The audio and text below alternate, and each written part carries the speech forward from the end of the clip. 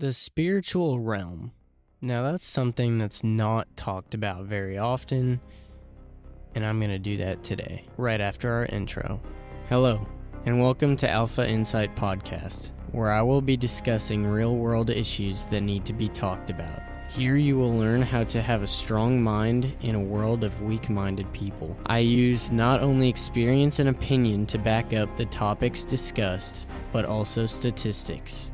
I'm your host, Jameson Reiling, and this is the Alpha Insight Podcast. So, to start this episode off, I just wanted to give you a fair warning. I do have a little bit of a throat nose congestion thing, so if my voice sounds a little wonky, that is why, because the season changed. Anyways, let's get into the episode of the spiritual realm. So, I'm a Christian, and I believe what the Bible says fully, but I understand what the importance is of understanding the spiritual realm. And this is something that a lot of people, shrug off as crazy because it's just one of those things that sounds so crazy. But I have some personal experience with this, and I'm going to be telling you a story of my experience with the spiritual realm. So I would encourage you to listen to the end because this episode is going to be awesome. And it is going to be a bit hefty, but if you stick around, I think you'll learn a lot from this one.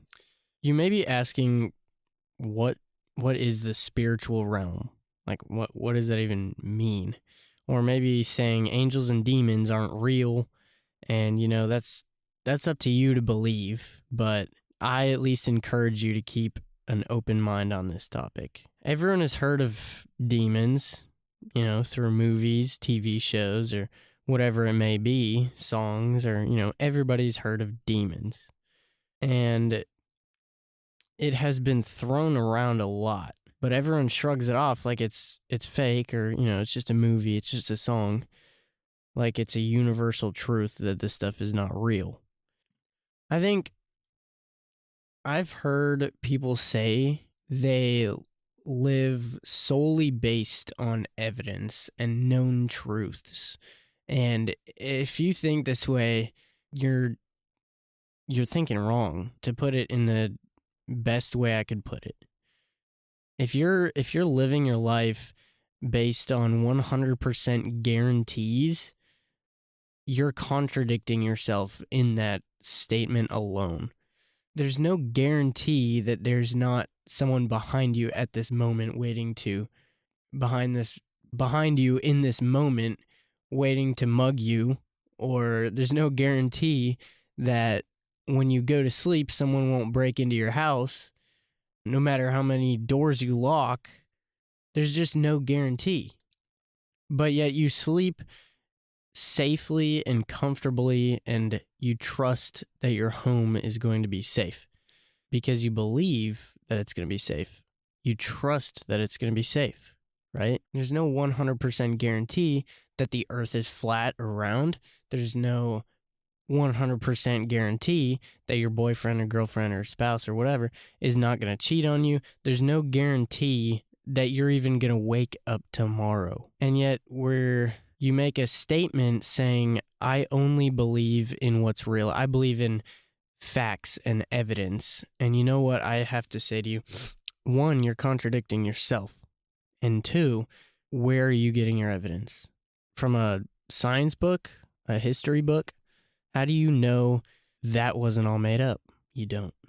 And this is me saying you trust something. You put belief into people, facts, and feelings because there's absolutely no 100% guarantee.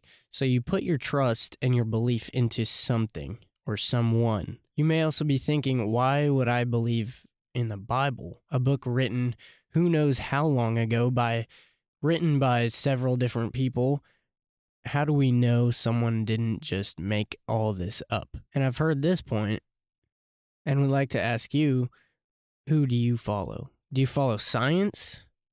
If so, how do you know it's real? Did you physically see the evidence for yourself?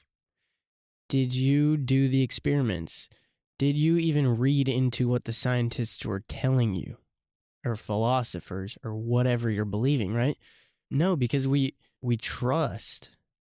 Like, did you have a physical relationship with the scientist behind these theories? No, but you're trusting what their work is saying in a science book. And the same goes for the Bible. And I'm trusting what the Bible tells me because it's not only written, but God lives inside of everybody. And that's a whole topic to get into. But I wanted to say, like, what you believe in and why you believe it is a very important point for this episode.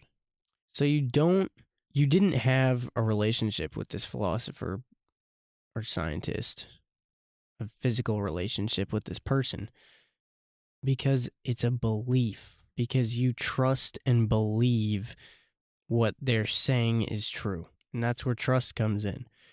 I know what I believe is real because I've experienced it and seen it in my own life. And so back to demons and the devil, first you need to know that the devil's sole purpose is to steal, kill, and destroy.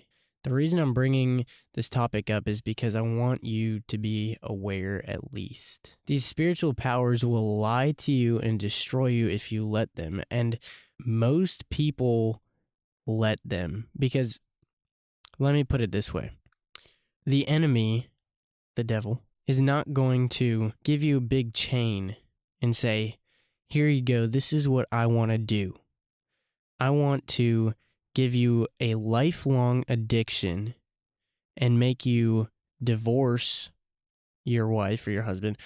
I want you to lose your kids. I want you to lose your home. I want you to live on the streets. And I want you to be so miserable and have no way out of this addiction that I've given you. He's not going to say that because he knows you're smart. He knows I'm smart, You wouldn't just say, oh, okay, that sounds great. No. What he does is he gives you an opportunity. He gives you a choice for something that sounds intriguing or something that sounds good. But he's not going to tell you his plan until it's too late because he wants you in the pits with him. So these spiritual powers will lie to you and destroy you if you let them. And a lot of people let them because they are tricked into it. And if you're not guarding your mind and protecting your mind and you have to guard and protect your mind. And you have to be aware of this because if you're not aware of it, how are you going to say no?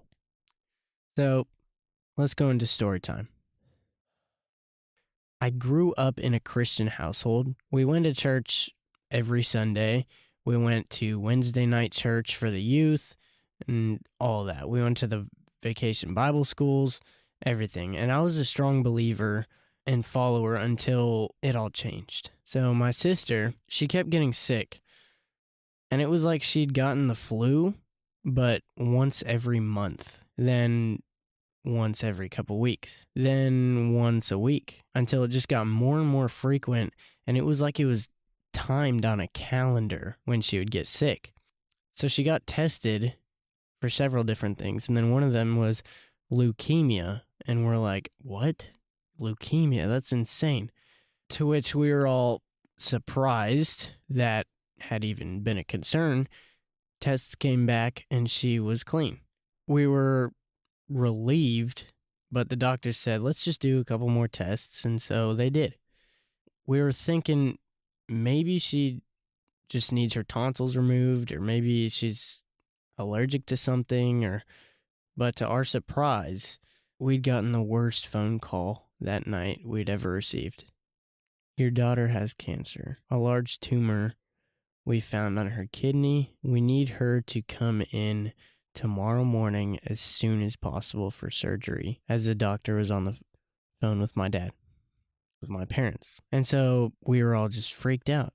I was, 12 years old, and I was like, holy cow, cancer? This is insane. So the next day, or whenever her surgery was, we were in the ICU and we met this other family, and their daughter was in the ICU as well because she had another form of cancer and she just had surgery. And they were a lovely family, amazing people. And, going along on this cancer journey, which is terrible, I'd suggest you just not go through that if that's ever a choice. But it's a terrible journey, and along the way, I had gotten introduced to another little girl, and these two little girls that I had met, they were both my sister's age, who was my sister who had cancer, and I grew so close to them emotionally, and I just grew so close to them, and I loved them, and I prayed for them all the time. And my sister started getting better, and these little girls just weren't. And so I kept praying. I kept praying and praying and praying for both of them to get healed, because my sister was getting better and they were not, and they were just getting worse. And one of them passed away. The first one that I had met in the ICU on that traumatic day when my sister was getting her kidney removed. So they were supposed to just take her kidney, or take the tumor off of her kidney, but it was so big they had to remove her kidney, and then the hope was to get it soon enough. But when they cut her open, they had realized that the tumor had ruptured, and we were gonna be in for a long road. And so this road led me to these little girls, and I loved them so much. And that's something I don't know if they'll ever know. Maybe they do. And so when I was praying for them, one girl, the one that I had met when my family was in the ICU, had passed away. And I was so angry with God. I was so angry. And I couldn't understand how he could let that happen to somebody so innocent. Somebody who wasn't even 8 years old. Was so young and so innocent. How could he let that happen? And so I kept praying for that other little girl, and I had told God, I said, if you let anything happen to her, I'm done. I said, you better not let anything happen to her, or I'm walking away from our relationship. And time went on, and she just kept getting worse, and she passed away. One of the things she really wanted to do was play in the snow. And so before she passed away, her parents had gotten a big ice truck, and they came and they just grinded down all the ice to make snow and cover their front yard. It was awesome. I wish I could share the video. But after she passed away, I told God I was done. And you know what I did? I was so sad, so angry, and so just I didn't know what to do. And so I made a prayer to anything that would listen to me, to a demon. And then I ended up agreeing to sell my soul for happiness. I agreed to sell my soul so that I could be happy and I would never have to go through that again. And this demon, I could see it and I could hear it with my own eyes and my own ears. It was like we were friends. We were like best friends at the start. They had told me, you're never going to be alone again, and I'm going to be here always. And you don't have to worry about being sad anymore. Because I traded my depression and sadness for happiness. And let me get this straight. Happiness and joy are not the same thing. And the demon had opened up opportunities for me that I had never had before. I had access to new drugs. I had access to new things, new people, and I thought these things were going to make me happy, and they did. They made me happy, but I wasn't full of joy, and every time I was sober, I hated myself, and I was so lonely and depressed, and I didn't know how to get out of it. And so this is where the arguing with these demons started. I would yell at them because every time I would go into church, they would torment me. And they told me, they would like, you're not allowed to go into church. You're not allowed to even think about God. You're not allowed to do this. And every time I did, they would absolutely torment me. I'd be full of anxiety, full of depression. I'd be full of suicidal thoughts. And I just felt like there was no escape except for when I was on something. And so I'd kept, like, one thing I noticed when this demon was, it would constantly bombard my mind and my thoughts, especially when I would go to church. Demons cannot kill a human. They can, however, make you believe what they want you to believe, because I had given them access to my mind and to my soul, and so they could make me believe or feel whatever they wanted me to. And I was getting tired of feeling depressed and anxious and seeing no way out of this hole I was in. And so I would argue with them and I would yell at them, and they would tell me, and I would always go back to God, and I would always say, you guys you're cast out in the name of Jesus. And I would cast them out, and they would always get so furious, and they would always tell me, we're going to come back even stronger though. And every time I was like, okay, you know what? Screw you. I don't care. We'll see about that. I'm stronger than you. Get out of here. And they would leave. And they would always come back. I would see them and talk to them. And these days, everyone would write me off as a crazy person. And that's what I was considered, just a crazy person.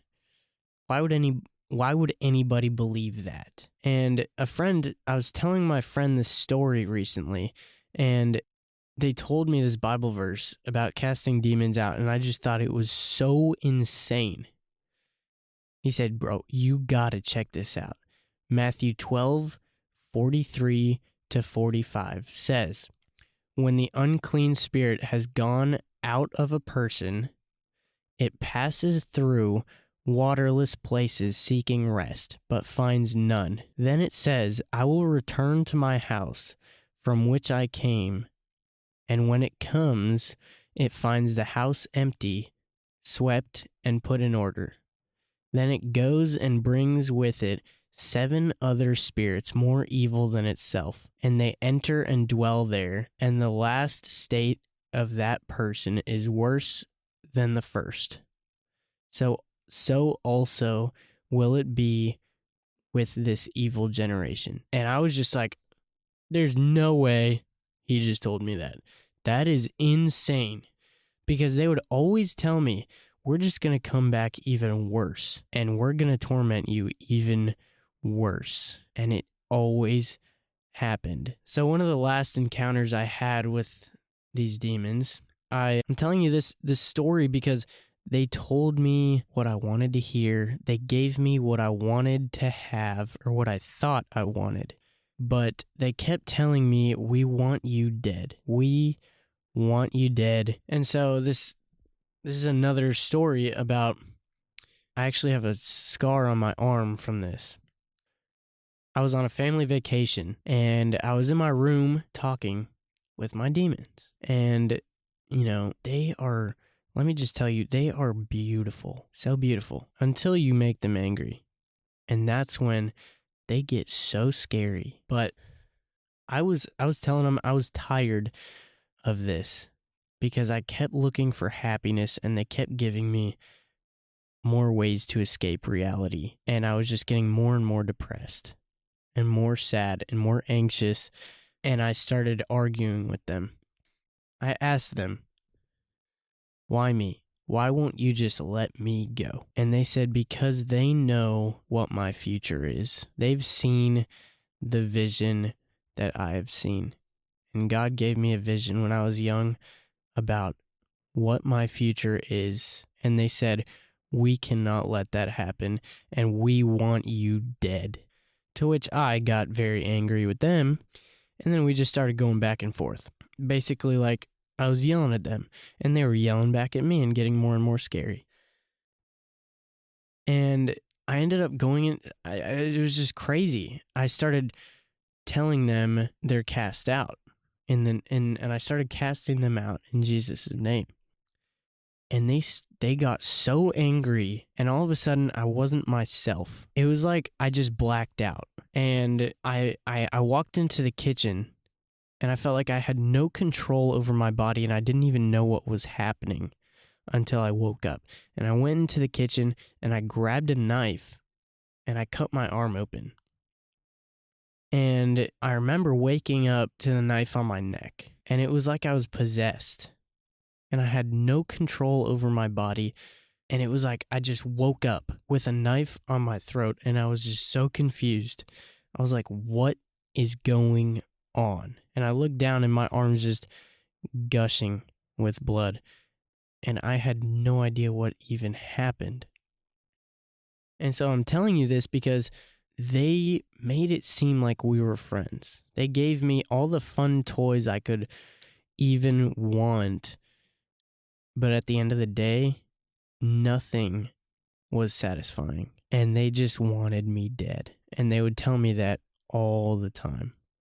We're going to kill you. You are not allowed to live to see the future. And see, I think I woke up from that kind of possession because physically they cannot kill me, but they can torment my mind to the point where I want to kill myself. And I did. I told this story because I wanted to show you they cannot physically kill you, but they had tormented me and tortured me for so long that I believed it for myself. And that right there, that little snippet, I believed it for myself. That's very important. That's for another topic. That's a whole topic of its own.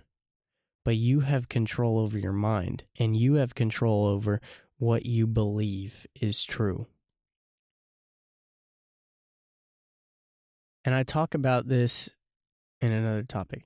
How could you choose what you think about the most and what you believe? And this is true for everyone. But because my mind was weak and I had given them that power over me, they had almost made me believe I was going to die. No, I did think I was going to die.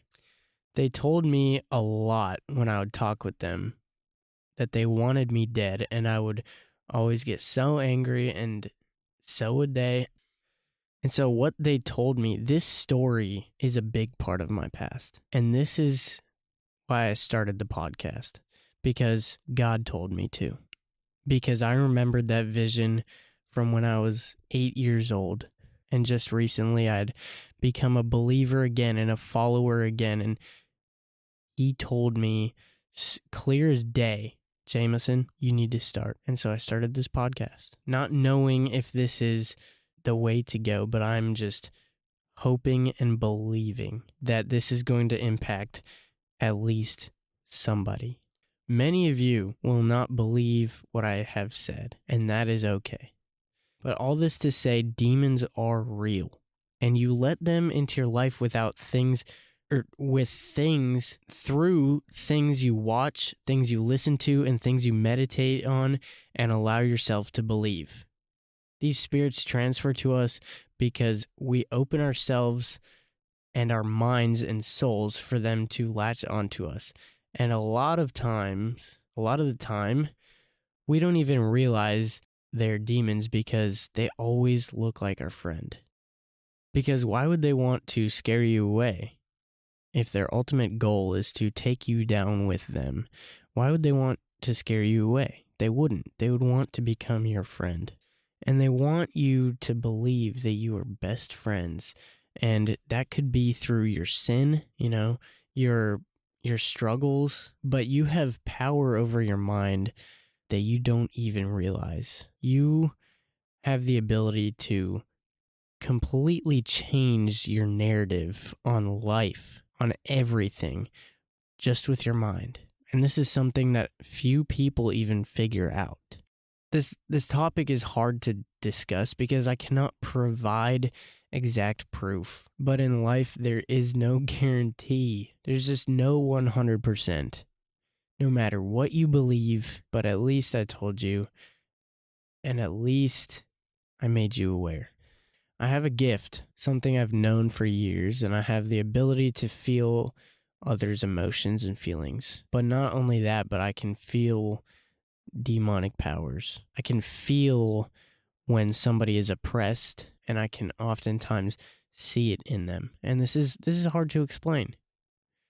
This is hard to explain, but oftentimes I could be in a room full of people and feel just fine until one person walks in and I can feel their oppression, their depression, and sometimes I even think it's my own. Like sometimes all it takes is that person to walk in the room and I can just feel exactly what's going on behind the scenes. You may not believe this either, but I can read people very well. And I'm saying this because I want to make this known, because whether you know it or not, I can feel what's going on around me. And if anything, I at least want you to be aware. There's places that are heavily oppressed, and I can feel it. And I know it because I know that feeling of being oppressed, because I was. And so that's why I wanted to bring up this topic today, because there's so many people and places that are just oppressed, but they don't even know that they're in chains. Everyone has their own gifts from God, whether you choose to see them or not, or use them, but you have gifts, and this is one of mine. And my outlines I use for this podcast is not a gift, but it's hard work. And I'm still working on getting better. But with all that said, I made this topic I made this episode because I want you to be aware of what's going on around you, whether you believe it or not. And that's going to wrap up this week's episode. If you made it this far, I appreciate you. Thank you for listening. If you want to contact me or get in touch with me, you can check out the Instagram at Alpha Insight Podcast. Other than that, I would appreciate a review on whatever platform you're listening on. That would be amazing. And I hope this episode just made you think a little bit. I hope it just makes you think. I hope you have a wonderful week, and I will see you on the next episode.